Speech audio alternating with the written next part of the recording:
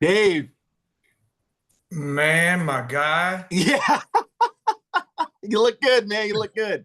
It's been a minute, dude. How about it? Yeah, it has been a minute. Doing well, man. Dude, miss you. I see you rocking the Chicago shirt. Absolutely. I got to all the time, man. Yeah, I love it. Oh, and you got the cross on. I love that too, man. Yeah. Dave, I Also, didn't want to. What's I that? got my town hat on. I don't know. Like, look, I'm doing real life stuff right now. So my bad. I'm not a movie star. I don't get all dolled up. You know what I'm saying? Like, I do what you see is what you get. You know what I Yeah, mean? I hear that, man. This shirt used to fit, but the arms aren't, so I had to actually cut the back of the sleeves. Sometimes you gotta do what you gotta do. I Yeah. say get in to fit in. Amen. Amen. Dave, I'm not going to take too much of your time today. I'm going to keep it real specific just You because. got, you got time, brother. You Okay, got time. cool. Dave, so a couple things. First off, I love and I appreciate you, man. We've been Yeah. boys since college. Yeah. One of the things that with Buckle Up Podcast Universe with Brandon Rush and Mama Rush, you're one of the people that gave me the idea behind doing you gave me the idea behind doing a podcast. Yeah. Remember, we had talked about doing it together just so we could while out. Yeah, man, and we still can.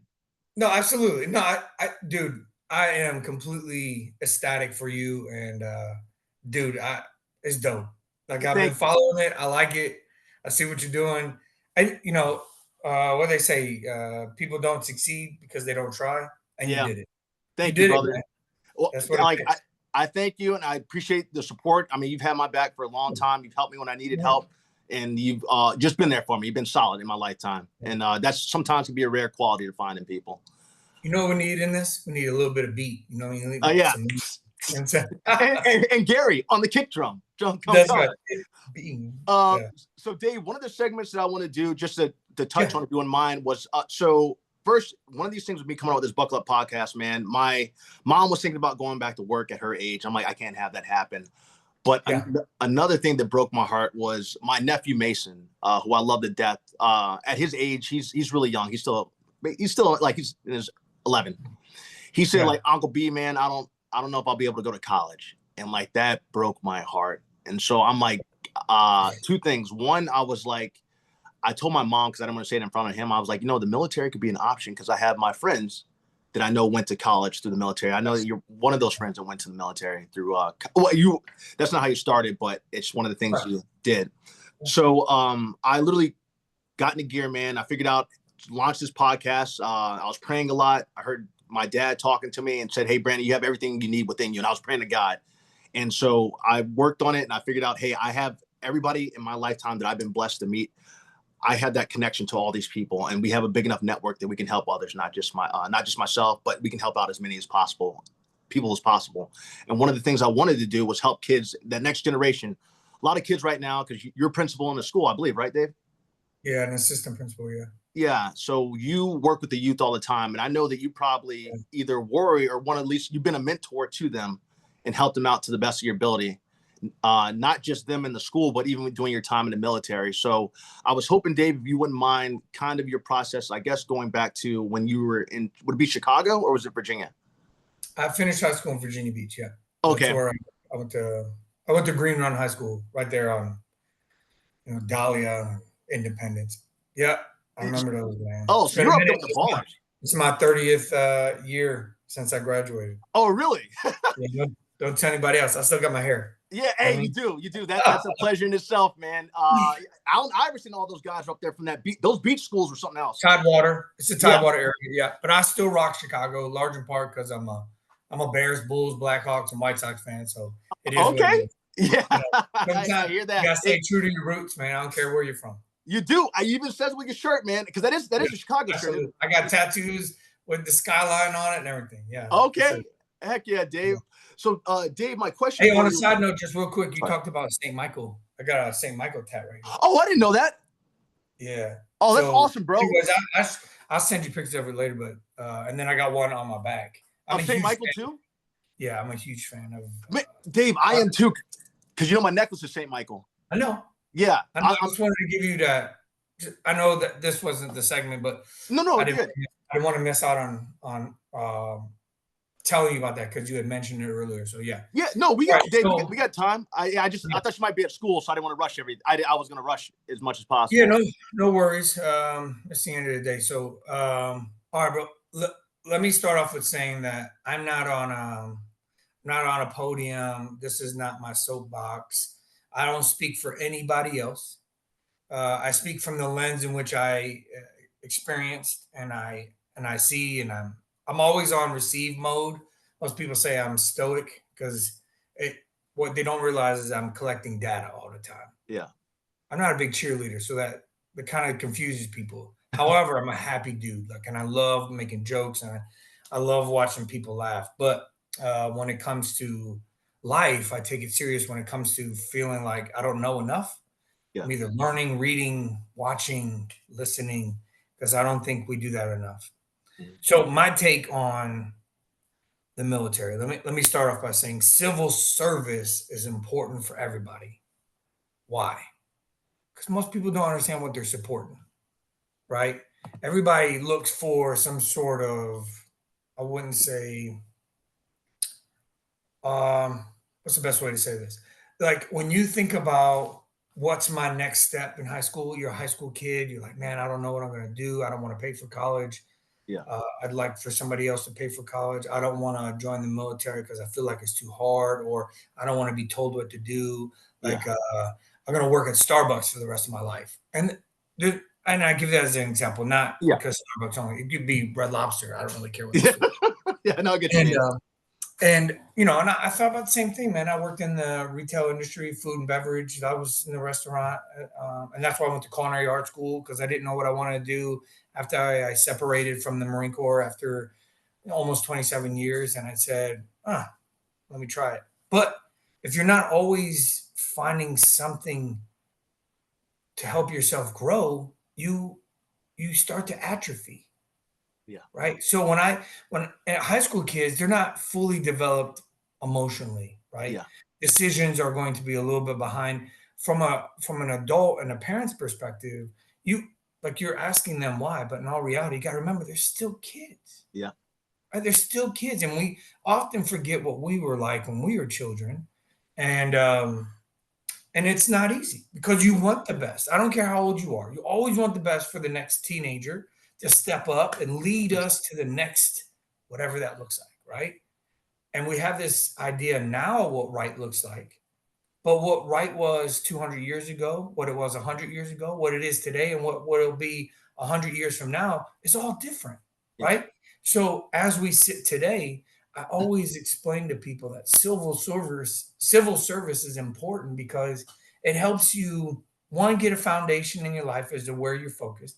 Mhm. If you can't get to college and somebody doesn't pay for it all the way, Yeah. then do something that's for the community. Give back to your own community.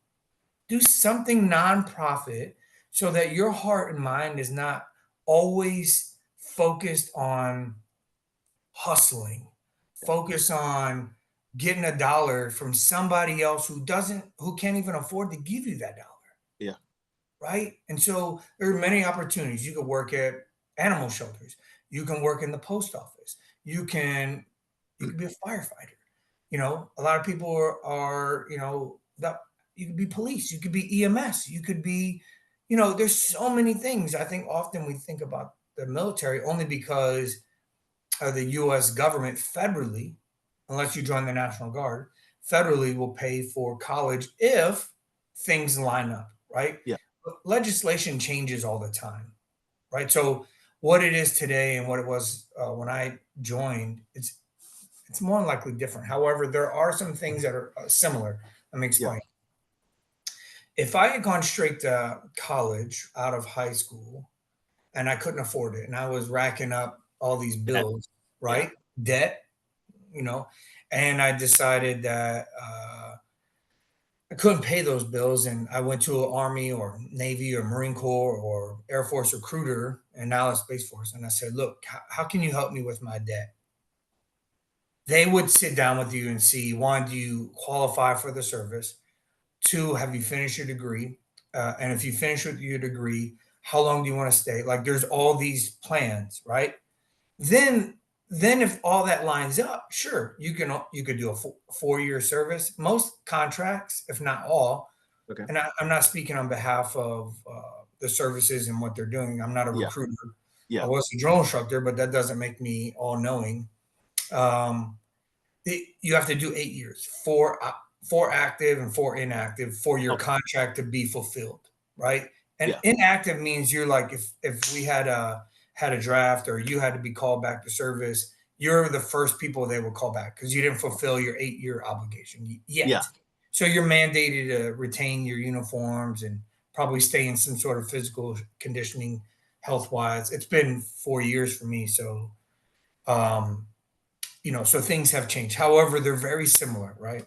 Yeah. Um, so when I tell my high school students, and I don't call them kids, because high school is about preparing for being an adult.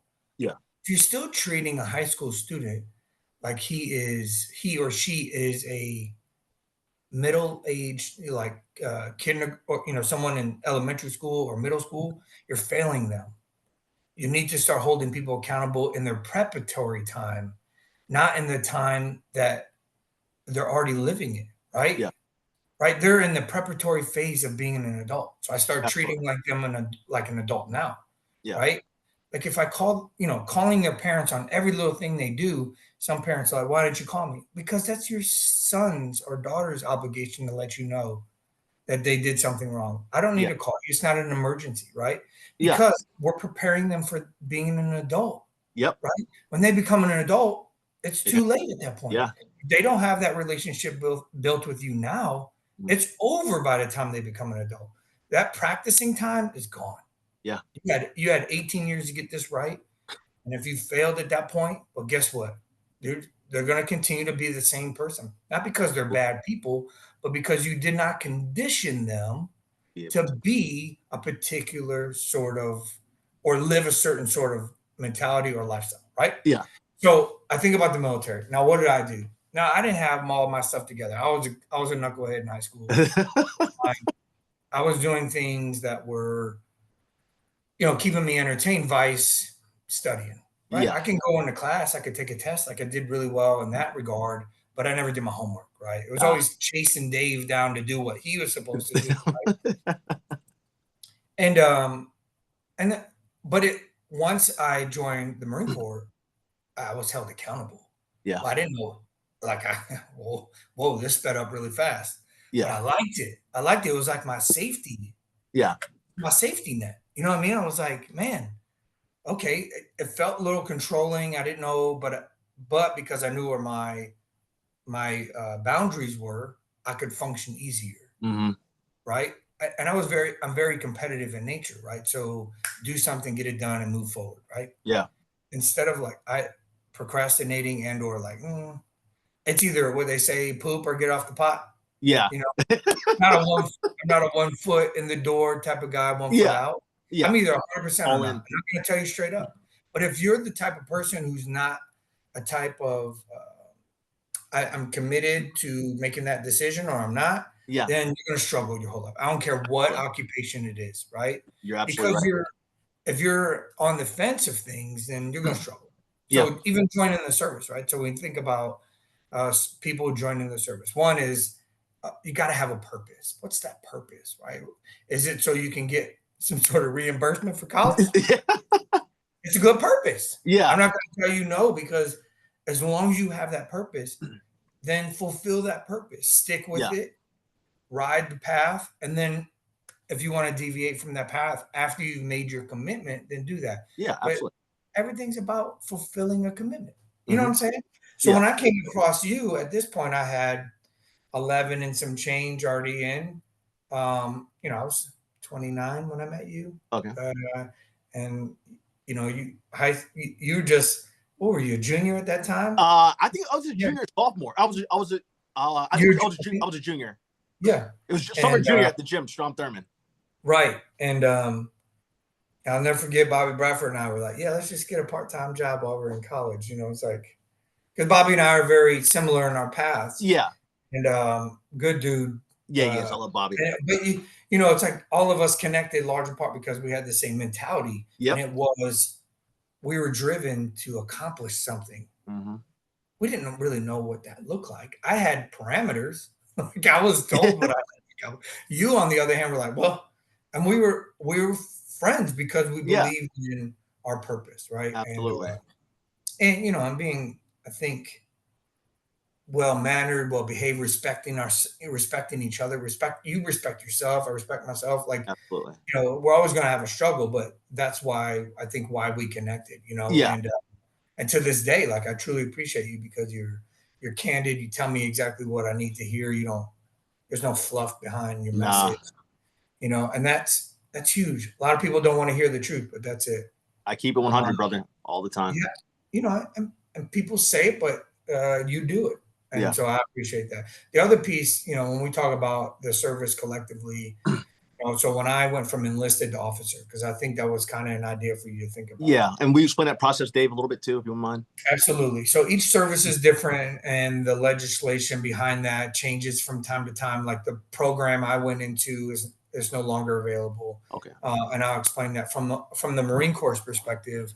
There's various ways to be commissioned as an officer. One is you straight out of college, go to a recruiter, tell them you want to go to officer candidate school. You sign up for that program, and you get a straight leg commissioning. There are some summer programs while you're in college that help prepare you for that. So you go for like 6 weeks at a time. You don't do the full 10 weeks. Okay. But that's one leg, and that leg is go college to be an officer. Yeah. There's another way where if you joined enlisted and your scores and your aptitude and attitude are reflective of somebody who can be an officer, if you're an enlisted guy, like say Bobby Bradford, for instance, and Yeah. myself, and I'm using him. I know multiple others, and you probably do too.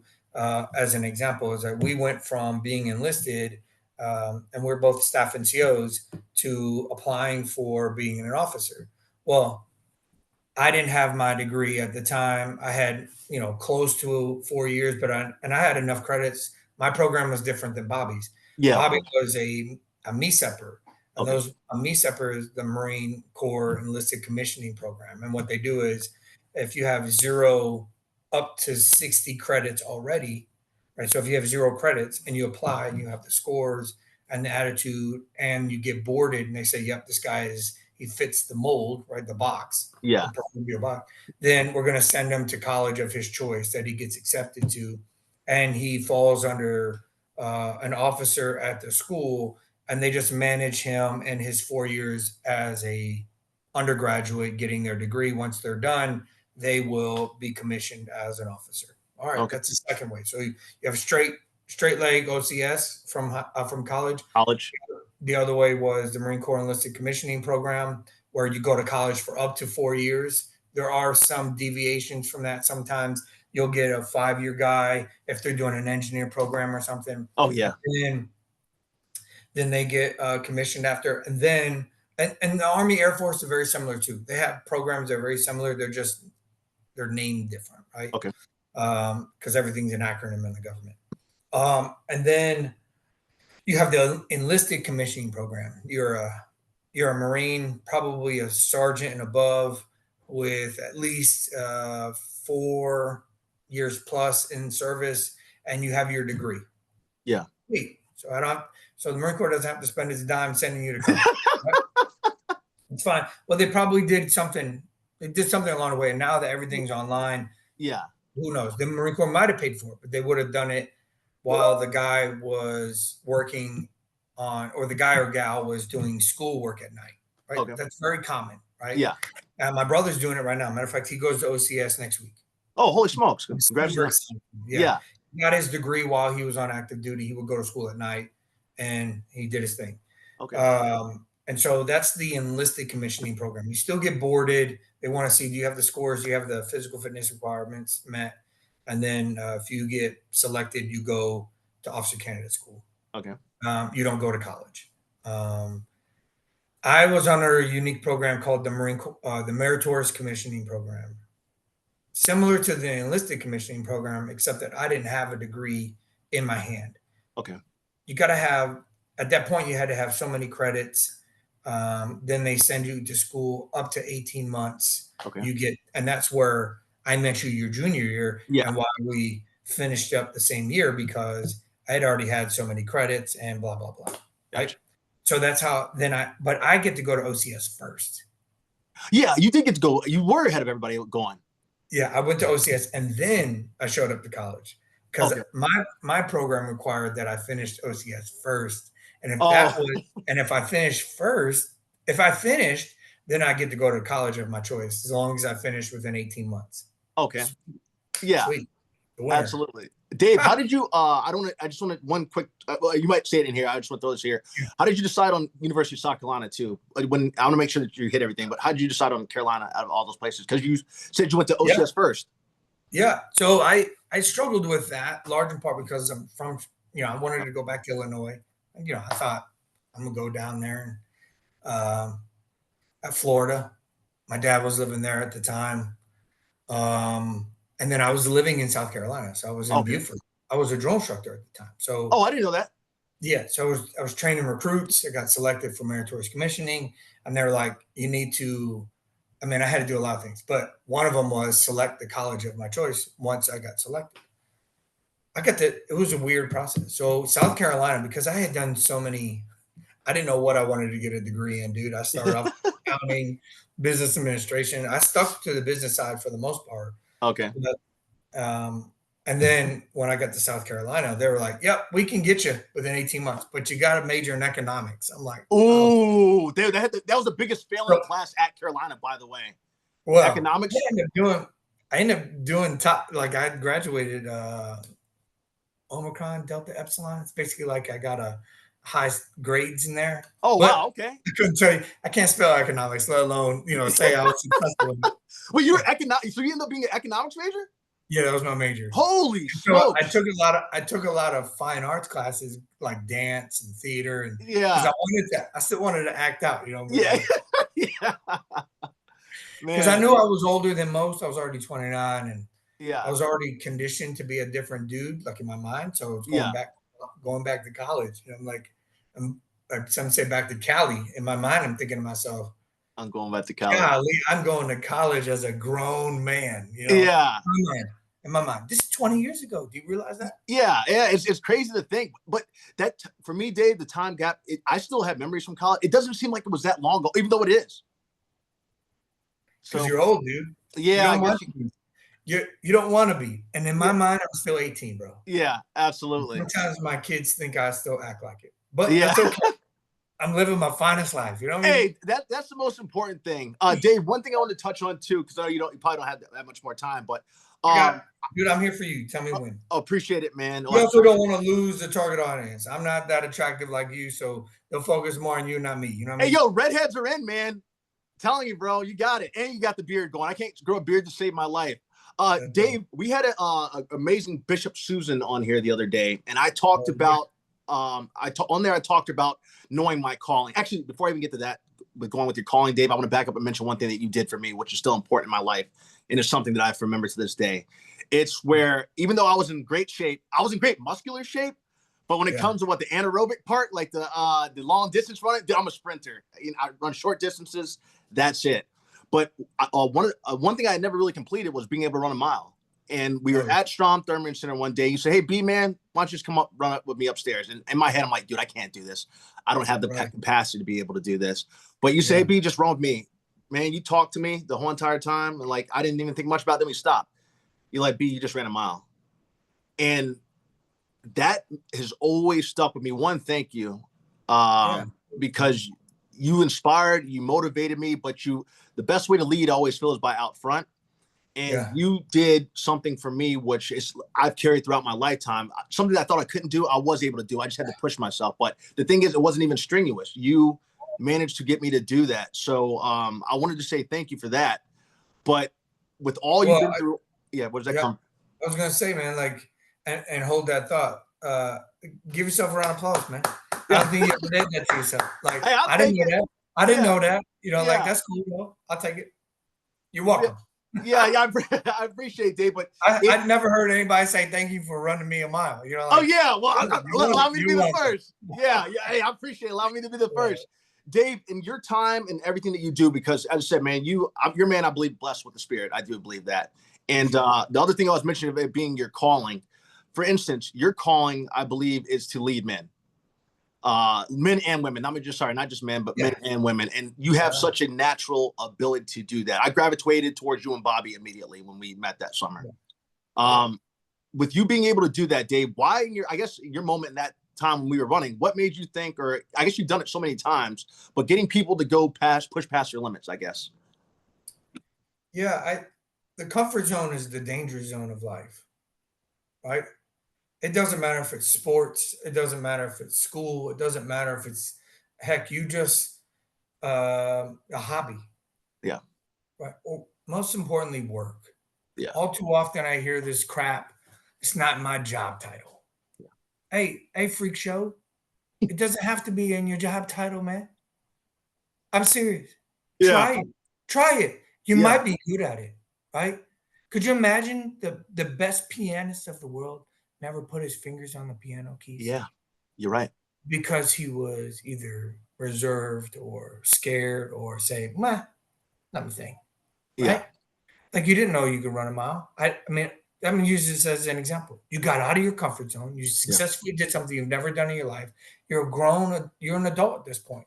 Yeah. And then every day is a school day. Yeah. You can learn something every day, right? Yeah. I get out of my comfort zone sometimes to the point of being uncomfortable. Yeah. Like I'm like nervous because I don't want to fail. Yeah. But once I get over that hump, I realize, thank goodness I did it, right? Yeah. Because I ultimately believe, Brandon, you are not defined by the obstacles that are presented in front of you. Amen. You're defined by how you negotiate the obstacle. And if you sit there and reserve the idea that you can't do something, one, because you're lazy, or Yeah. two, you've been sheltered your whole life, Yeah. right? Or three, something in your brain housing group, right? This whole thing that we call brain, is not functioning properly. You're never going to develop. And Yeah. I will go back. I will harken back to what I said earlier when I told you, those that don't continue to go forward with doing things start to atrophy. Yeah. They start to die in place. Yeah. Right? I know you've heard the adage, the commercial, man. I don't remember what commercial it was, but I loved it. And it's stuck to me to this day. A body in motion tends to stay in motion, and a body at rest will stay at rest. Yeah. Amen. Right? You're right. Holy crap. Like to me, that was one of the most moving lines I've ever heard because I'm like, hell yeah. Hell yeah. And then when you look back at it, you can only say it didn't happen because you didn't make it happen. Yeah. Instead of blaming others. A lot of times Right. people like to blame others. Oh, this didn't happen because of this situation. This didn't happen. Yeah. You had the opportunity. Don't get me wrong. There are outside factors that play a part, but you can make that choice and decision to push past those outside factors. Absolutely. And dude, you've done it. Like Yeah. the fact that you went out of your comfort zone to go to LA, try something different. Yeah. Well, that's a testament to your character. And anybody in the world who does that, they will find themselves in a happier place in life in totality. Yeah. You will continue to be approached with obstacles that are uncomfortable and different and something you've never navigated before, but you're not defined by what is presented to you, Yeah. but how you negotiate that obstacle. You can run away from everything, dude. Yeah. You could say, you know what, they're not going to catch me. It will catch you. Yeah. Lord being, and all things are possible through God, man. Amen. And I say this with all due honesty. Yeah. You can run your whole life and get nowhere. Yeah. Or you can move forward and be happy with the progress you've made, even if it's only 2 steps. Right? Absolutely. Yeah. So, I don't do a lot of spiritual stuff to get me motivated. I do a lot of hands-on experience to get me motivated. I'm like, I don't know how to do that. Let me go try it. Yeah. I'm a mess it up. Yeah.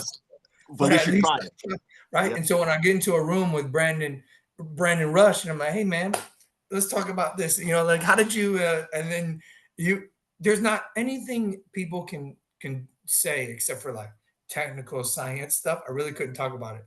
Yeah. Be surprised though. I surprise myself every day, right? But And I'd love to sit down and talk to some people who are really well equipped at doing some things like that. Like their Yeah. brains are different, right? They use parts of it that I can't tap into yet. Yeah. I haven't been in that environment. But if I was presented with that environment, I would be all about it. Absolutely. But there's not a room I can't go into that I can't meet somebody, I can't approach them, I can't socialize with them, and I can't have a conversation with them. Mm-hmm. You're absolutely right. And look, there's not everybody's an extrovert. I get Yeah. that, right? But still. There's a book called Quiet, and it's called Living in a Introverts. Essentially, it's like introverts living in a world full of extroverts. Okay. Right? And that book opened my eyes to the idea that, okay, right, it's not that people are different in a way that can't be respected and or received well. So how do I negotiate those? I mean, how do I navigate? Sorry, wrong word. Yeah. How do I navigate those characteristics? How do I Mm-hmm. navigate those differences? Just like, all right, this is a job I want to do. I want to open a business. I want to go become an engineer. How do I get to that point? I want to go be a movie star. I want to go Yeah. be a DJ. I want to, whatever the case may be. How do I ascertain that goal? And once I open my aperture, my window, because I'm educating myself on how Yeah. I Absolutely. let me do it. And then when I do it, I realize, oh, it's not what I want to do. Yeah. Exactly. Right. And then I go do something else. Yeah. Yeah. Dave, I wanted to touch on one thing. So you said I mentioned the fact about it being your calling, and one thing I want to make it as quick as possible. Whenever I decided to go to Hollywood, I read a book called The Dream Giver that my mom gave me. It's a story about this guy that goes after this big dream he has. This is tying to what you were saying too. A quote of mine that I use to quote scripture is Isaiah 6:8, which is, I heard the voice of the Lord saying, "Whom shall I send, and who will go for us?" And I said, "Here am I, send me." I realized that my calling was that my dad had done it. He moved from South Carolina, Denmark to Delaware, where he didn't know anybody, didn't know a soul, by himself, and had to make his way with what he did. He was successful in that. I decided to follow my father's footsteps with being out in California. I knew I was 2,600 miles away from everybody. Acting is something that I wanted to do. New York was comfortable. That's where I wanted to be. But all the television acting was in LA at the time. So I went, so I went out there knowing the fact that this was my calling of what I needed to do. And I was going to figure it out, because if God could build anyone to do it, he built me to do it. And so I knew what the odds were, that they were 10%, but yet I still knew that I was going to succeed. I didn't know how long it was going to take, but I knew that I would succeed. And then now I've worked in New York. I've worked all over the United States. So with that being said, one more thing. I read a book on how to become an actor in Los Angeles and how to become an actor in New York, cover to cover, in the Strom Thurmond Center, because I was trying to prepare myself for what I would need to do to help learn. With that being said, Dave, I knew what my calling was, and now I wanted to bridge the gap between the West Coast and the East Coast, which now I've done. Now I'm able to work everywhere and just be able to put all these people together like we're doing with this show. How did you know that your calling was, Dave? As I said, how did you know what your calling was, I guess would be the thing? Well, let me go back to why I chose South Carolina. Yeah. It was close. It was, I loved, 5 points. Oh, yeah. And I honestly didn't want to move to another state at that point. It was an easier decision. All right. How did I know my calling? I was a high school JROTC kid. Okay. And I could spin a rifle like crazy. Oh, wow. I didn't know that. I thought I was slick. Right. Like when you live in your own bubble, like if you're the best wide receiver on your football team, yeah, you think everybody's looking at you, but they're not. Yeah. Somebody might be, but they're not all. Like they're not everybody's interested in you, right? I learned. It took me a little bit to get past that. But you figured it out. You don't know who I am. You know what I mean? Like, yeah. So, because I could do that in high school, my recruiter got me. Oh, but really? I didn't do really well in academics and what have you. But I needed a strong foundation. And I saw the video. I saw like I could be a recon guy. It's like, yeah, I'm gonna get on a boat. Like I like, he was like, those commercials go hard. First of all, because I already thought everybody could see me, so I gotta make myself a Marine. The uniform, whatever. Oh, the uniform's clean though, man. Oh, uniform's the best. Oh, man. So how did I know that was my calling? Well, when I went to boot camp, I did really well. I was like, and I was getting accolade after accolade.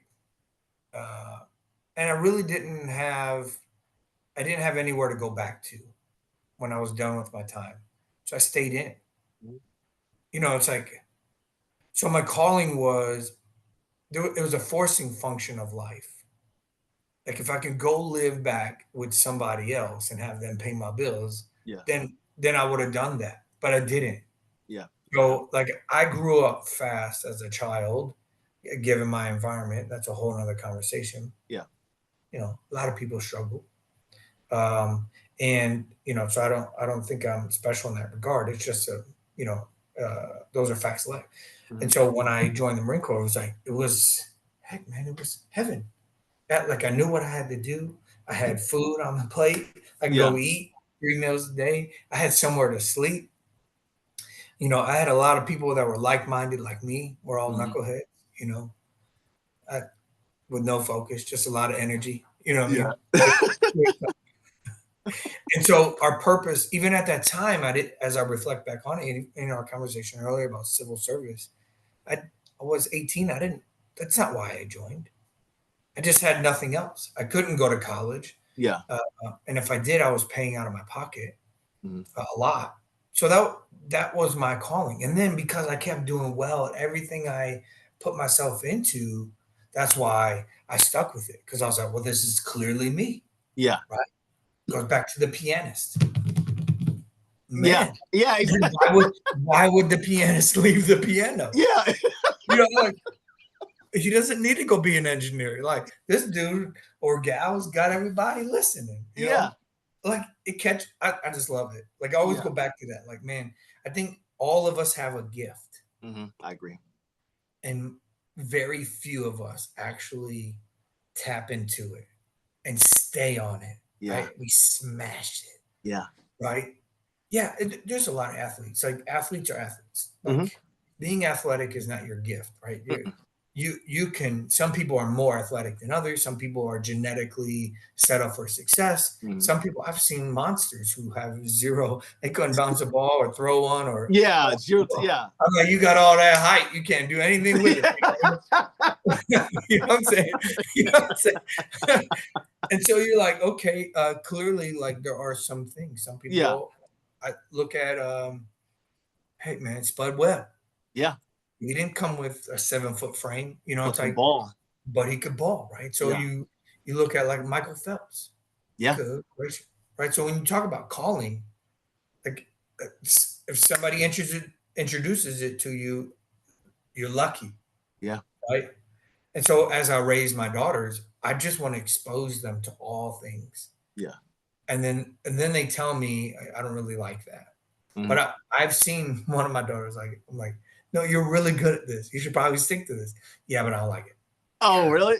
But you gotta like it too. Yeah. It's like I'll support you in all things, but it's like even with you, like I know you have a calling.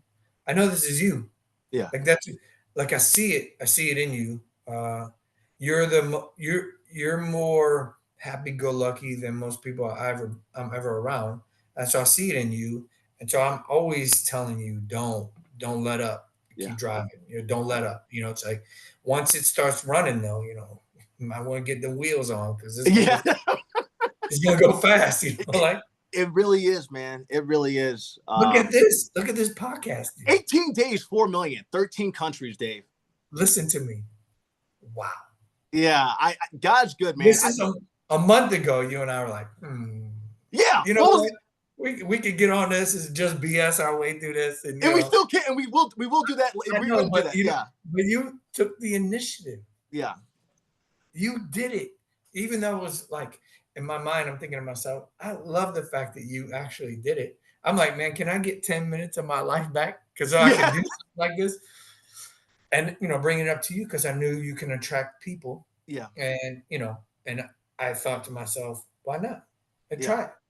And look at you. You took it and you ran with it. And you did all the research and you did your homework. Yeah. And you're still modifying things for, obviously to meet your target audience's expectations and goals. I'm sure you get all kinds of feedback. Yeah. You Oh, know, yeah, Dave. Honestly, because you know me, I'm just a down to earth person, man, and so are you. Like we're people, regardless. And yeah, so I am get people. I've had so many different walks of life, and that's the thing because I'm not putting it into a niche, like a niche. yeah, It's literally I have people that have impacted my life, not just mine, because I asked my mom to come along. Not my mom to come. I asked her to be my, my co-chair. She has all these people, so we have. I have so many movie people come on. I had a guy today working with Steven Spielberg right now called me, nice. stepped away from working with Steven Spielberg, came out, called me, hey Brandon, look, I'll come on Tuesday. Yeah, And then a big time director too is not just Steven Spielberg, but the biggest people, even a Chicago cat too. I won't say his name on here. nice. Uh, Yeah, he was working with all of them right today, but he came out and said, hey Brandon, look, yeah, I'll do it on Tuesday. So sorry, Dave, I'm gonna get a little sidetracked from what your question was. I it's think okay. you're, but yeah, this is I'm getting great feedback from it.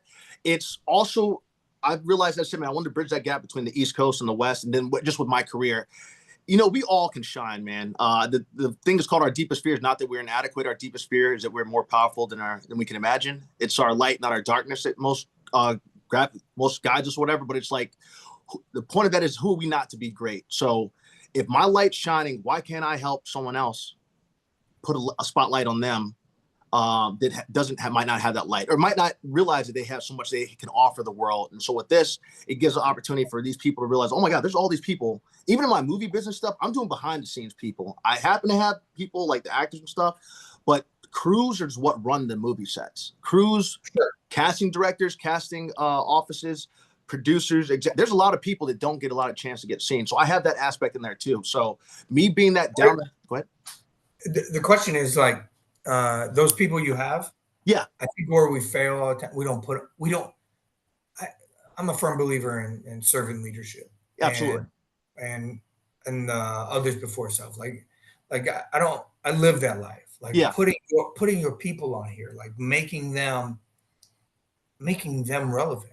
yeah, It's like it matters. it Like does. man, it matters taking care of people. And this whole like others before self. Now I'm not saying like I don't get up and brush my teeth first. Yeah. Like, I mean I'm gonna feed myself. You know what I mean? Like I don't mean in that regard. I think when Yeah. people say it, I think they take it so literal, they're not understanding, right? Yeah.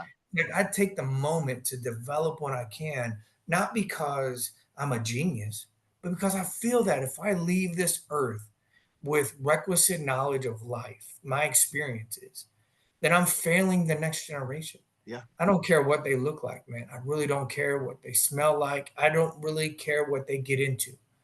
But if I'm not echoing what I've learned to prevent them from doing it, which I know we all try, man. Yeah. Like parents tried with us. Hey, don't do that. And Yeah. we still do it. But I like to give examples of stuff all the time so people understand that I'm not just saying it because I read it in the book. Yeah. I'm saying it because I experienced it myself. And I don't want you to have to experience that. However, there's something to be said about experiencing it. Yeah. I know that's right. Like you experiencing yourself is vastly different than me watching you experience it. And then I say, hey, don't do what Brandon did. Yeah, exactly. People are- Seriously. and then people are like, why? I'm like, just trust me. It Yeah. didn't work out for Brandon. It won't work out for you. No, it doesn't work that way. You know what I Yeah. mean? Like, but for me, I can sit there. That's why I always believe get out of your comfort zone, go try it, go do it, fail, Yeah. fail. I believe in that. And then you can tell people, like, hey, I tried it. Yeah. This is why I didn't like it, or this is why I love it. Yeah. At least you It's like, try. right. Because Yeah. you might like it and I didn't. Exactly. Even though, so yeah, there's something to be said about what you've done, and bringing people back into the fold to showcase them as somebody just because they're behind the scenes doing the important stuff Yeah. doesn't mean that you shouldn't showcase them. Like Exactly. I be proud of them, like recognize people. That's all. Yeah. Man, what they say. That's all that we want, man. Yeah. Just to be seen. People Yeah. are like, wow, I don't need affirmation. The hell you don't. Yeah. Dave, I'm gonna get ready to close it down but I want Yeah. to say this one thing because Chad's gonna come on. I told because the piece what's important to me is helping this kids, the next generation too. Okay. Yeah.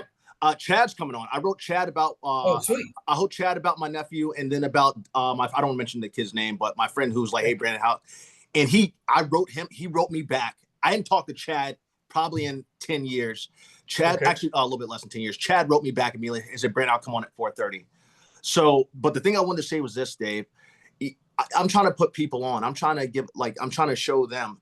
Would you believe I've asked friends of mine, even some of us that we know mutually, and at the level of disrespect that I've received, and trying to just help them out. I wasn't even trying to do anything. I wasn't asking them for a single thing. And that's been heartbreaking, man. I have to admit, it's taken me back a bit because I'm like, man, you guys know me since day one.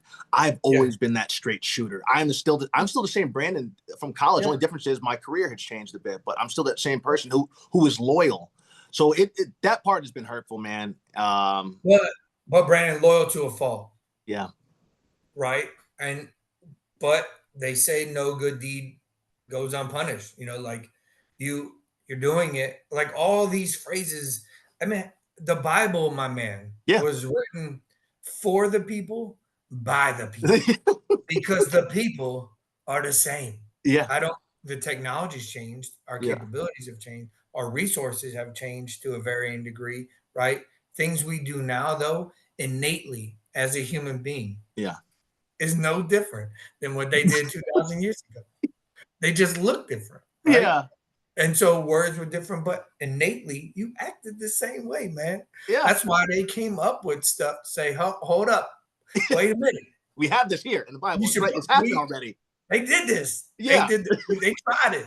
Yeah. They liked it. They liked it too much. So I'm cautioning you, don't do that, Yeah. And about friends and family who have treated you a certain sort of way, man. Hey, receive all of it, dude. Yeah. Take all of it in. Yeah. Take it in stride. Run with it. Use it as strength. Use it as motivation. Yeah. Because you're taking it as an offense, but they're taking it as a defense. Like they're protecting themselves from the potential exposure. Yeah. Right? Some people just don't want to get on here and do this, man. Yeah, understandable. They have a lot of skill sets. They have a lot of knowledge. They should be able to, but going back to what you and I talked about earlier, leaving this earth with the information you have makes you selfish if you didn't share it with others. It does.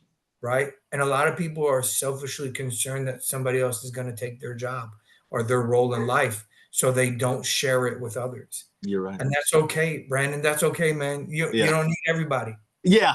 and I will tell you, the bottom 10% of society need to exist so that we can see the top 10%. Amen. Right? Amen.